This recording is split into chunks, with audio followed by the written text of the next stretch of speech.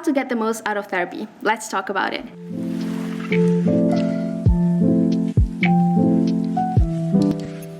Hello and welcome everyone to another episode of Let's Talk About It podcast by SafeTalk. And by now you already know that we try to raise as much awareness about mental health as we can. And today's topic is going to be all about therapy. And you know, therapy is a topic that's becoming increasingly important, and it's also increasingly more accessible by now.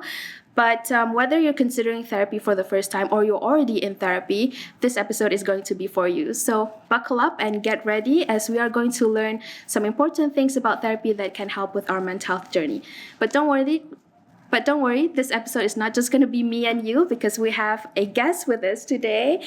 So let me just give you a brief introduction of our guest. Her name is Shalini Devendra. She is from Karakara, a mental health center, and she is one of their mental health therapists. Hello, Shah. Hi. Welcome. How are you doing today? I'm good, thank you. How are you? I'm good. Great to see you here, and it's amazing to see you finally being in our podcast. So if you don't mind, can you share a little bit about your profession and what you mostly work on? Okay, so I'm a therapist of Karakara. I love being a therapist. I have been a therapist for a good 6 to 7 months now, officially, professionally. But before that, I did my internship and I actually studied literature and psychology. So it's a little bit of a deviation, but I genuinely enjoy it. Oh, that's nice to hear. And I think it's fitting that you as our guest today, because of course we're going to focus on therapy, which is like a basic thing about mental health, but we also want to focus on how to maximize the benefits of therapy. So I think it's only fair to start with a very simple question. What is therapy and what is therapy for? Ooh, okay. Therapy is really for anyone.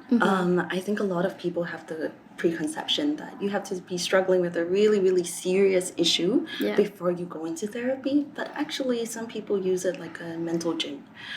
Some people are there to just have a safe space, or some people are really there to work on a very specific issue.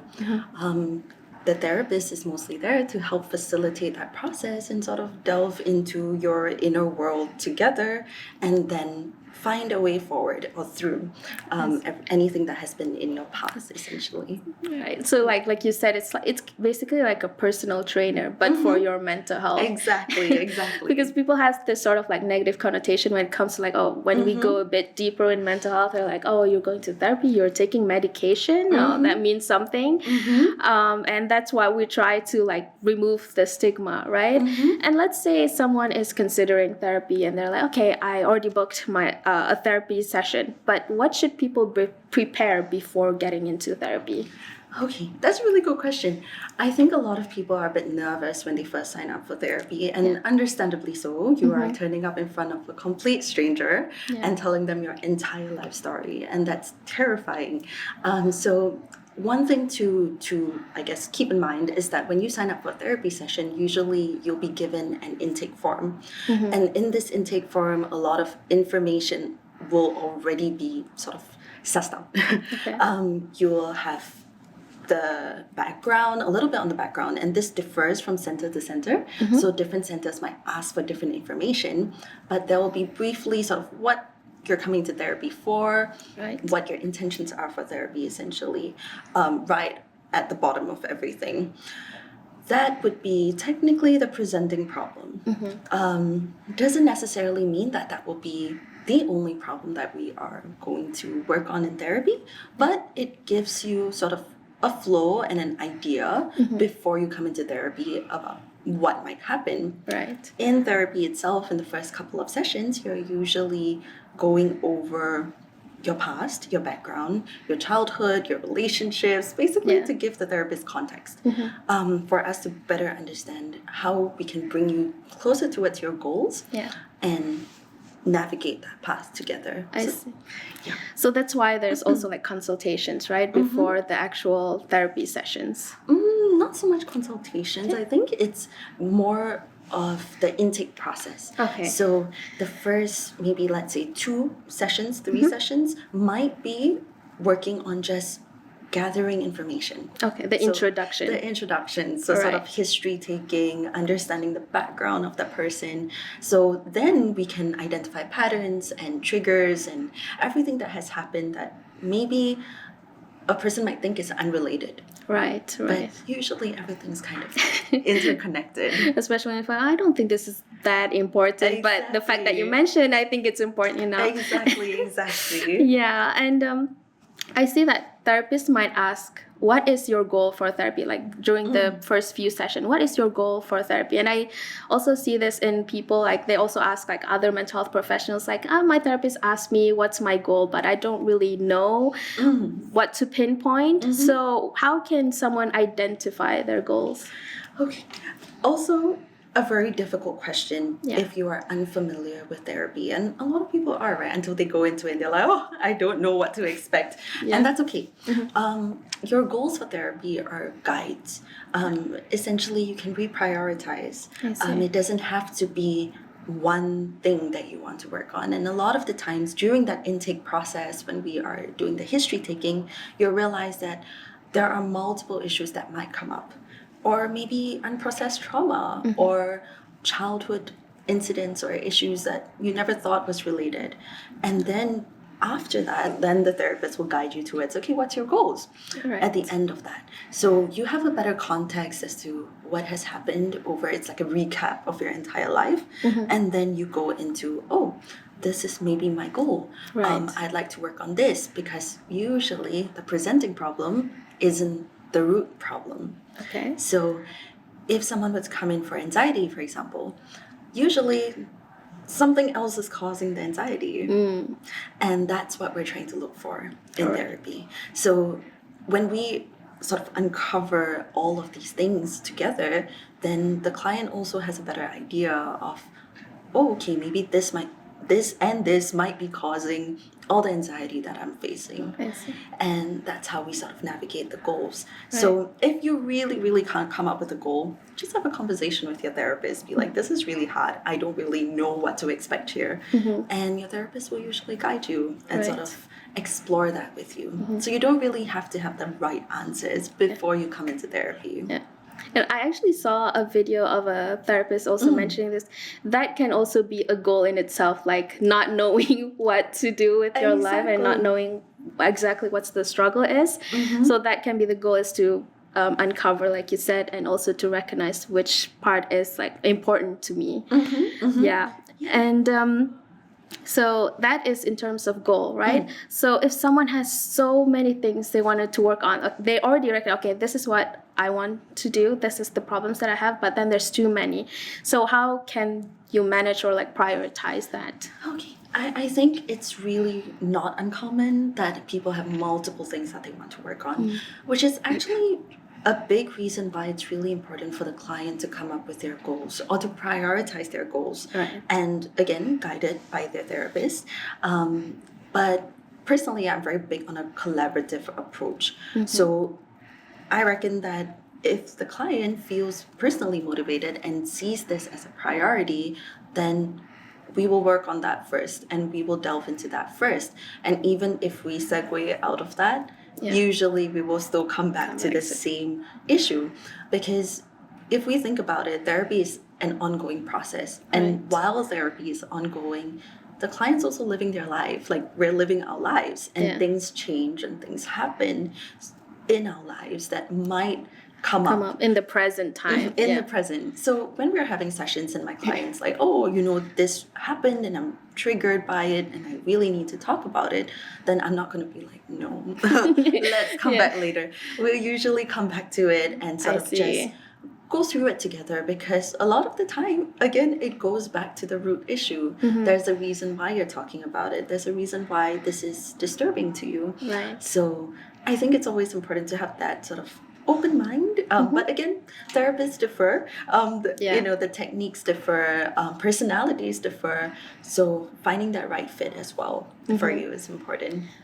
But ultimately, you don't have to worry. Like, you already started, okay, I want to talk about my childhood. But then suddenly, I had a breakup, and then the therapist won't be like, oh, let's not talk about the breakup. No, I hope not. No. A lot of the time we will just allow the conversation to also flow, but also bear in mind that the therapist also has their own structure behind the scenes. So it's not just a free-flowing conversation. There are inner workings happening while the session is ongoing. So you don't have to worry as a client, like, what if I interrupt the progress of the process that I have? Just bring up whatever that you have in mind. And if the therapist really does feel like, okay, this thing right now maybe is something that we can set aside for now because there is another pressing issue, then that is a conversation to be had. It won't just be like, oh, your therapist suddenly just switches gears and just goes down a different path. Usually everything is a conversation. I see. Okay. That's good. And so, sorry. And we know mental health is a difficult topic, right? Even with like our close friends, with our family members, sometimes they ask like, oh, how are you? What have you been doing this weekend? And you say, I'm good. And, you know, I went to cinema and do some activities here and there. But there's another side where you're actually extremely like struggling with your mental health and you don't share it to people. So like you said, to share to a complete new stranger, which is a therapist, it's difficult to open up everything. But then I want to know like how important it is to actually be completely honest with your therapist, even as like even to like small topics, like I said, like how are you doing, right? Or even uncomfortable topics. So how important is that? Well, it is important to be honest with your therapist. That being said, it is not always easy. And I really understand that because ultimately I really recognize that even though this might be my job and someone is coming to me knowing that I'm a therapist, the likelihood is there are still some reservations and fears. I really am a stranger and they don't know me. And it takes time for them to also trust me. And I'm completely okay with my clients telling me I'm not ready to talk about something because it's a process. And the more they trust me and the more they see that I'm genuinely there to help them and help them navigate their issues, the more they're willing to open up. And that might take some time, but it doesn't necessarily mean that I'm just going to give up on them as well. So if you struggle to be open and vulnerable right off the bat, that is completely okay. You know, it's not forced on you. You're not even though it seems like it's an expectation, because ultimately when you get to that point where you will naturally talk about things that have been bothering you, then that initial fear that you have becomes a really good opportunity for growth. And that's great. So you can communicate that with your therapist and say, I'm not ready, instead of like putting an effort to lie everything. Exactly. And like therapists wouldn't like force you to open up about everything. And ultimately your therapist only knows as much as you let them in on. So if there is something that you know is something that you really struggle with, but you can't talk about it, let your therapist know. At least they have that in mind, that, okay, there's something there that we haven't uncovered together, rather than it being like I didn't know that this part was so important, and I've never heard about it. And that might actually be one of the main reasons that you might be in therapy. So just to cover all bases, you know. Okay. And so the key point is be honest and be even if it's just I can't talk about it right now, and it's a process, and that is one thing on uncomfortable topics. But what can someone do if they're struggling to communicate well with their therapist? Like they know there's something there, but they don't know how to communicate their thoughts and feelings. So when we talk about communication, so I'm going to play with semantics here. So if we talk communication, I think it's understanding where that struggle is coming from. Is it a really difficult issue or situation that has happened in your life and you've never shared this with anyone, and now it's scary to talk about it? Then let's talk about why it's scary. Let's go into that first. You don't have to delve straight into the topic. If it's communication as in you prefer writing, maybe you express yourself better through writing. that's fine too. You know, I've had clients who prefer to write and journal. And if that's the case, then I will tell them, okay, you send me your journals. But of course, don't be surprised because I will make you talk about it during sessions. But Yeah. at least you got through sort of the worst of it Right. through writing, and you've managed to express yourself well through writing. And then we can talk about whatever you've written in session so it's not as difficult. Right. The third situation might be you're really not a good fit with your therapist. Maybe you just don't gel well with them. Maybe their techniques or their approach or their personality just does not work with you. Completely fine. I think especially in a Malaysian setting, it's important to realize that language plays such a big role. Right. The nuance of language. If you're really good at a specific language and you feel you can express yourself better through that language, definitely find a therapist that understands your language with that nuance. Right. Then you have a better, they'll be able to see your world and you'll be able to describe your world. So for me, I really, really think that if my client were to have a better opportunity or have that safe space with someone else to help them achieve their goals, I'm more than happy that they do that. Because my goal is to make sure that they feel safe and they feel seen and heard. And if that is not being achieved in therapy, then it's okay. it's okay. Yeah. Yeah. So it's not like stay here. No, definitely and we'll not. make it work. No. Yeah, I think I'm really big on that because, we talked about that too, that openness and vulnerability comes with trust. And people are trusting, or people trust you when they feel seen and heard. Yeah. And that is through talk therapy. Right. And talk therapy uses language. So everything is sort of interconnected and it's important for that the client also feels safe. And like you said, I like the point that you said that it's not you don't have to just do it through one method. Like if you like journaling, then you can do journaling. And I have a friend as well that she said that sometimes she just physically cannot describe the emotions that she has. So her therapist is good with clients with ADHD and autism. So she would pull up like picture cards, like which one do you relate to the most? So that's the also other methods that is good for her. So I think that's also something that people should know, that therapy is not just like one way. You come in, talk, and then you go out. Exactly. There's different approaches that therapy can do for you. Right. And a really, I guess, good and perceptive therapist will be able to also identify where the struggles are and then work with that. So you also feel comfortable in the session and you feel like you get the most out of it too. And okay, and now that we're talking about therapy itself, so therapy sessions varies from person to person. Some people go to therapy once a month, some once a week, or once every 2 weeks. And most of the time, or usually therapists would give like a simple exercise or reminders that this is what you can do when you're overwhelmed and such. But how important it is to apply what's learned in therapy between sessions? Very important. Yeah. Very important. I think for me personally, I'm one of those therapists that give a lot of homework. And I give homework and I give resources, but I do let my clients know at the start of sessions that I do that. So just so they're mentally prepared for what it's like working with me.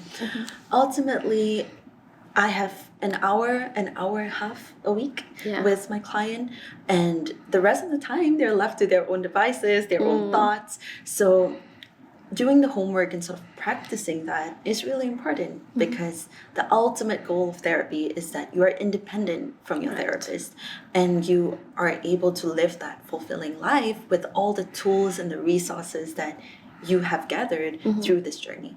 So I think it's really important for the client to have that sense of accountability as well, because the therapist, a little bit controversial, but the therapist can't make a change that the person doesn't want to make. Right. And I can't force them to do anything about it. I can work through the process. I can look at why it's hard, and that's the empathy and the understanding. I can be there to help you through the process and discover where the barriers are and why this might be difficult for you. But ultimately, the change has to be made on the client's part.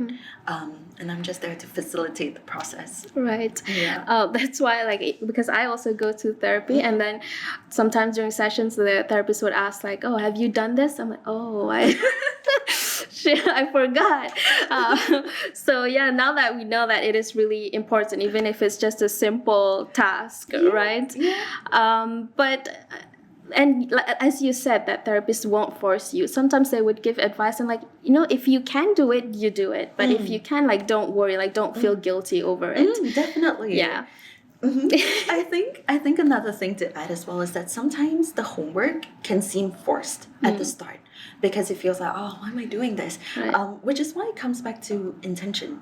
You know, how do you view the homework? Do you view it as a chore and something that is a waste of time? Or is it a form of self-care and self-compassion? Because a lot of the times the homework is there to help you create a habit. Whether it's a habit of maybe, you know, there are so many gratitude journals out there, right? Yeah. But there's also journals for self-esteem. There's also, depends on your therapeutic technique, of course. CBT has a very specific kind of homework with the thoughts, feelings, behaviors. And all of these different kinds of homework is aimed at creating a certain habit or a certain train of thought. Yeah. So the more you do it, the more habitual it becomes and the more natural it becomes for you to think that way and behave that way outside of therapy. So you have to think of the task as something that benefits you and helps you rather than, oh, this is another homework. Exactly. And, you know, but unfortunately, there are people who are, you know, busy or forget, occupied with other things, or even like sometimes you go to therapy and you're fine, but then other things come up and you become like super overwhelmed, right? So what strategies can people use to sort of stay motivated into doing all the exercises that is given? So I think when it comes to staying motivated, that in itself is something that we probably will discuss in therapy. If, for example, you really struggle with doing the homework over and over again, there's probably a reason why. Going into that is really important, sort of understanding, okay, why are we struggling with doing the homework here? Right. Is it maybe a lack of time, like you said? Is it I'm just overwhelmed with work and I can't seem to do this? Then the therapist is there to readjust and help you maybe say, it's okay, you don't have to do this right now. Maybe a light reading instead. Right. Maybe a video. Maybe a calming exercise. You know, whenever you're free, it takes like 5 seconds, 20 seconds. You know, is that something that you can do? So staying motivated goes back to intention. Again, depending on the situation. It depends on why the struggle exists in the first place. But once we've identified that, then it's, do you see that this is beneficial for you? Do you find it helpful? And only when you try the homework, then you know whether it's helpful. And then you can tell the therapist, okay, this really didn't work for me. And then we'll talk about why. Or this really worked for me. Fantastic. You know, continue. And then you have new homework or new resources that come your way. So this goes back to the communication part that we talked about. If it works or if it doesn't work, always talk to your therapist about it, so you don't just go on and on for weeks alone and feeling like this isn't working for me. Definitely, don't do that.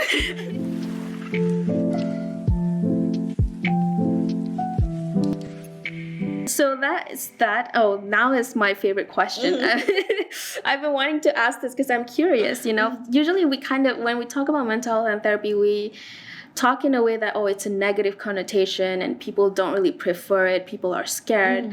But can someone actually try too hard in therapy? Like, they're so motivated to get better that they end up overthinking everything and get burnt out. Like, for example, during a session, a therapist asked, or not asked, like a therapist said, oh, maybe we can work on your childhood. And then the client is like, okay. And then for the following week, their brain is so occupied with childhood, and now I Google everything and like super like hyper fixated on this topic. So does this actually happen to certain clients?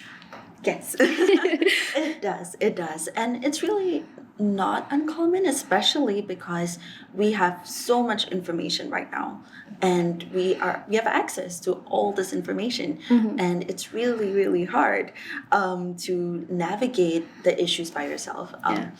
Generally, the best surgeons cannot operate on themselves. So no matter how self-aware you are, sometimes there are certain things that are really difficult to navigate internally by yourself. Not because you're not doing it right, it's just that sometimes you need an objective perspective. That being said, yes, it is very hard if you become very hyper fixated on everything that's going on and trying really hard to solve it. It's exhausting. I'm sure it's very exhausting, but ultimately too much of anything is not good. So it can be more harmful sometimes if you were to really try so hard to fix yourself, because ultimately there's nothing to fix. We're in therapy to explore and understand yourself better, not there to fix you. And if that is sort of that train of thought, then again, it's a conversation with your therapist about why this is happening. And if your therapist is really perceptive, they'll be able to see that this is what you're doing and this is the struggle, and then help you navigate your way out of that to maybe sort of regulate again and understand that we don't need to rush this process. There is nothing to really fix, and we can work through this together, and you don't have to sort of overwhelm yourself with all this information. So it's a process, and it's something, again, back to communication, right? And like you said, like therapists can also tell and like analyze themselves if their client's feeling uncomfortable with the topic and being too focused on it. So you said that it can be sometimes harmful as well, right? When you're too hyper fixated on this. So let's go on to the next question. As we go through this, like therapy can take time. Like we cannot rush therapy. But how can you tell if it's just the normal process or it's a sign that you're not making progress? So for example, I'm doing all this exercise that my therapists have given, but I'm still feeling the same way I did like 2-3 months ago. Like how can you tell the difference? It's a tough one. It's a tough one because I think if you really feel like you're going into therapy and you're going in circles, absolute circles, then again, bring it up with your therapist. Be like, why are we, it feels like we're going in circles. Is there a specific direction? Or maybe your direction has changed and that's why things have shifted. So maybe it's going over what we have done while balancing what we can do. So there's no specific time period for when someone might necessarily feel better or achieve their goals, but you can have a conversation about feeling stuck. And sometimes even that conversation will lead into where you feel your therapist might not have touched on or what you would like to explore, because we don't always have everything on a very conscious level. So sometimes exploring the subconscious and having your therapist bring the subconscious to your conscious is part of the process. Did I answer the question? Yes. I'm so sorry. So basically, you can't really say like it's a normal process or a sign that you're not making progress, because if you do notice that you're not making progress, this is something that you can bring up to your therapist. And it depends on how progress is defined. Okay. Right? Because some people come into therapy just to have a safe space. So they're okay with it being sort of a mental gym for a while. And then some people come into therapy with a lot of expectations that there are solutions at the end of the tunnel. And the goal of therapy, or the therapist, is to help you achieve your own goals. So not so much give you a solution to them, it's for you to help you find your own solutions. So expectations play a big part as well, and how you define progress. So feelings in general might not always be an accurate representation of progress. Okay. For example, if you feel like you're not doing a good job at work, but you're actually doing your job and getting it done, then which one Is the true? true, yeah. So your feelings are valid, but at the same time, progress might look different. So you might be making progress in therapy, but you might not feel like you're making progress. So sometimes having a conversation about it will help your therapist also realize, oh, okay, let me go over everything that you've done Right. and everything that you have learned and gained through therapy up until this point, to sort of highlight, what you've gone through. And, a therapist who is very aware of what you're feeling, what you're going through, will be able to sort of balance this past learned experiences with your present and with your future goals. So having sort of a forward motion while acknowledging all your accomplishments in the past. So it's sort of everything all at once.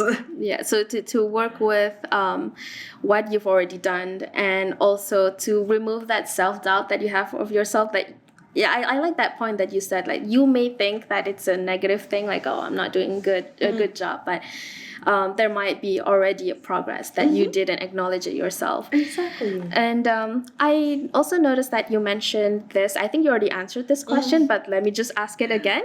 So how long does it usually take for people to start feeling the benefits of therapy? Like, do therapists usually have their own benchmark? Like, okay, by the 4th session, my client should have this sort of improvement. I see. Okay. Very tough question. Okay. Depends. Again, goes back to your therapist techniques, their therapeutic technique, basically. So again, CBT therapists, for example, might have an intervention around the 4th or 5th session, or the 6th session. And this also depends what the client is coming in for. If there is trauma or grief, it's a very different process to sort of unpack all of that first before we go into anything, because if not, it's too much, it's too overwhelming for the client.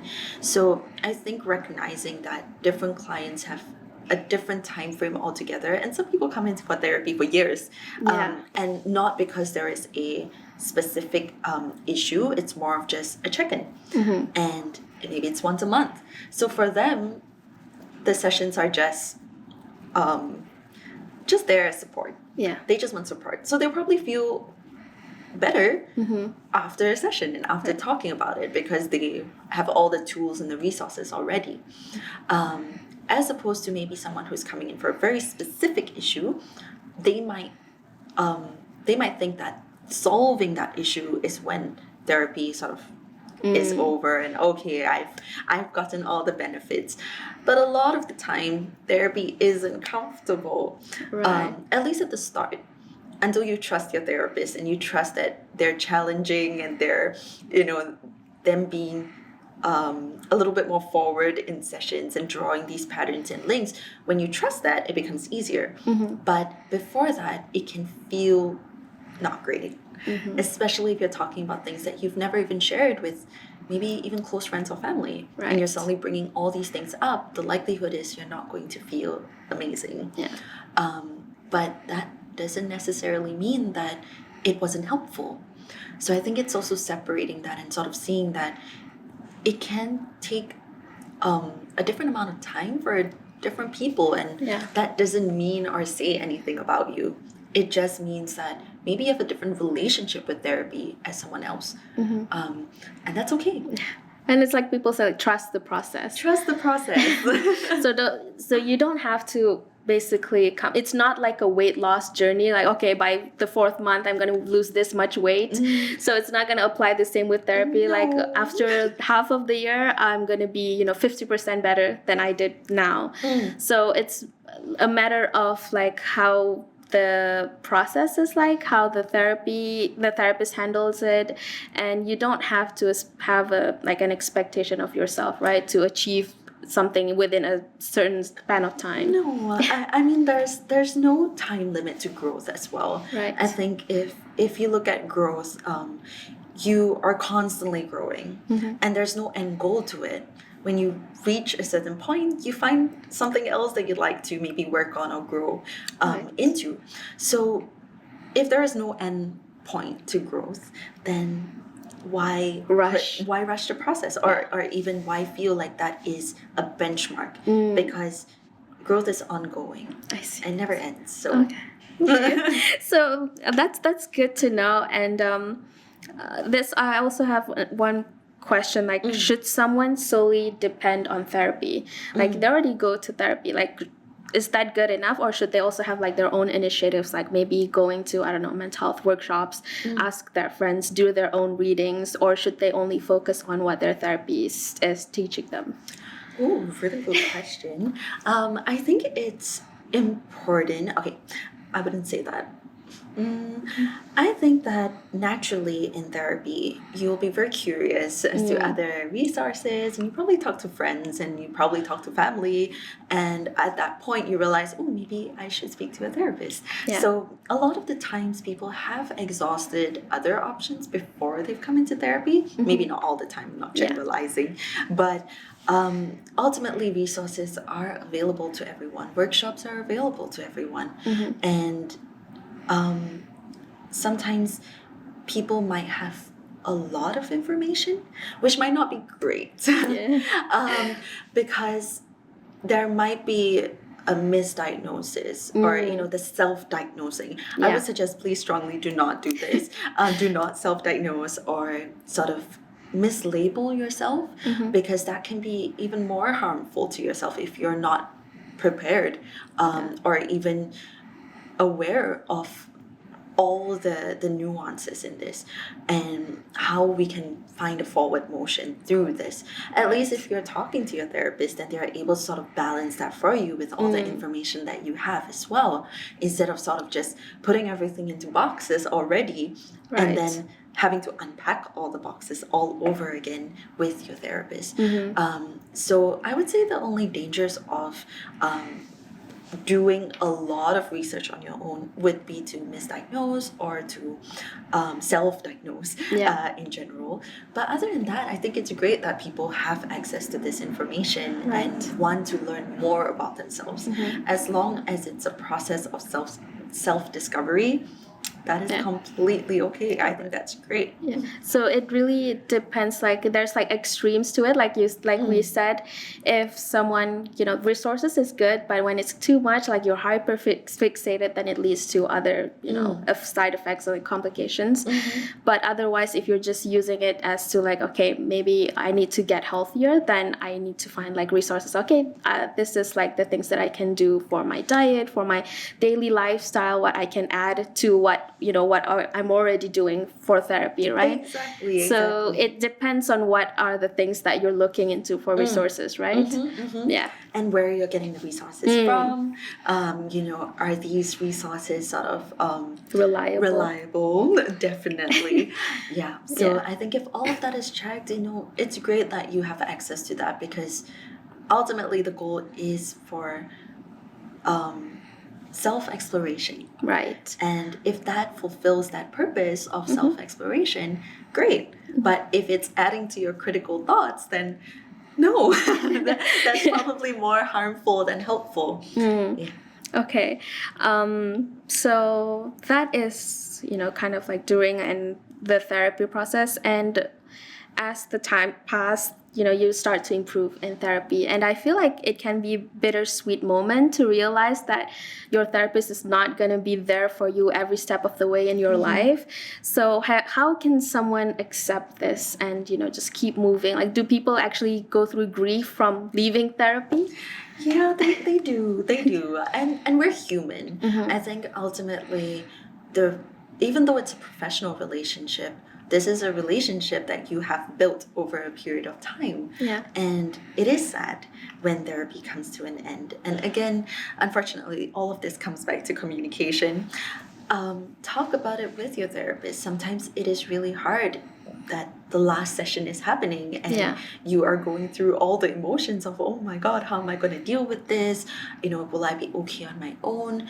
And I'm very grateful for my clients as well who are so open about it and talk to me about it, because then we can work through it. And I can also reassure them that, hey, it's not the end of the world, right? I'm still here ultimately. As granted, your therapist has to be still working in the field, but they're still there for you if you ever need them. But the whole point of this journey was for you to be self-sufficient, be independent, and sort of, I've been there through a part of your journey and given you all the tools and resources, and I think you're good to go. You're amazing. And I'm here if you need me. So I think being able to communicate that with my clients as well is really important. Right. Because then they also feel reassured that, hey, I've learned everything already, and now also my therapist has confidence in me that I'm capable. That you're capable. You've been given all the tools, and if you do need me, I'm here. Right. Yeah. And interestingly, I even saw a TikTok the other day of like, this is like from a client's point of view, but I saw a point of view from a therapist where they themselves feel like really sad and like bittersweet. Like they were crying in the video saying like, oh, my client, it's like towards the end of their therapy session and they bring in like their child, their baby, and it's like so wholesome but also so sad at the same time. So yeah, it's interesting that even though we think that it's like this therapist and it's me, but it's also a relationship that you've built, and the therapists have known all the progress, how you started and how it ends. Your therapist is very proud of you. A lot of the times you're just very excited, when you've met your goals. Especially a therapist would be so excited to tell you that and be like, you've met your goals. You're done here. Is there something else you'd like to work on? But if no, then hey, it's rewarding. It's rewarding, and it's such a big honor to work with someone. It's a privilege to hear someone's story and sit with them through that and watch them sort of grow in the process, and it's really nice. And people should also not be afraid that let's say it's good now, but then something else comes up, they can always go back to therapy, right? Of course. So it's not like the end of the world, like you said. No, it's not the complete end. But of course, the whole goal is for that person to feel empowered. And know that behind the scenes there is someone there if they ever need. But to feel confident in themselves. I think that's great. And just for my last question, right, just to sort of recap, what are the things that people need to be doing right to get the most out of their therapy? Communicate. To communicate over and over again. I think communication is so important. If you're struggling with something, if you find there are barriers to something, always communicate to find the right fit as your therapist as well. And there's no harm whatsoever for you to feel like, oh, this doesn't really work well for me. Sometimes it has nothing to do with whether your therapist is a good therapist or not. It could be their technique or their approach. If you want to work with a therapist who is very familiar with trauma, for example, there's nothing wrong in that. Right. And I think to release a lot of the expectations that you might have of yourself, even to get better in a certain time frame, or what you'd like to achieve out of therapy. Sort of have that conversation openly with your therapist, and ultimately to also know that it might not. You don't have to put a number on the number of sessions for you to gauge your progress. Right. And, be open, be vulnerable, and trust the process. Communicate. I think that was incredibly insightful. I think a lot of us know what therapy is, and some people also still are in therapy, but then they get stuck, right? Because we don't understand how the process should look like. And I think like one of the other keys that is also mentioned is like to be patient and to be kind to yourself during the process. So huge thank you to Shalini for everything that you've shared today. I think it's really insightful, and I know a lot of people would really like this episode. So for other people, if you like our topic, don't forget to leave some comments down below, and I'll also leave Shalini's bio and profile in our description, so don't forget to check it out. And as usual, subscribe to our podcast. We're also available on Apple Podcasts and Spotify. So check us out over there. But other than that, I think that's all. So thank you for coming. Thank you for having me. It's No, really thank been you. a pleasure. So till next time, take care and bye bye.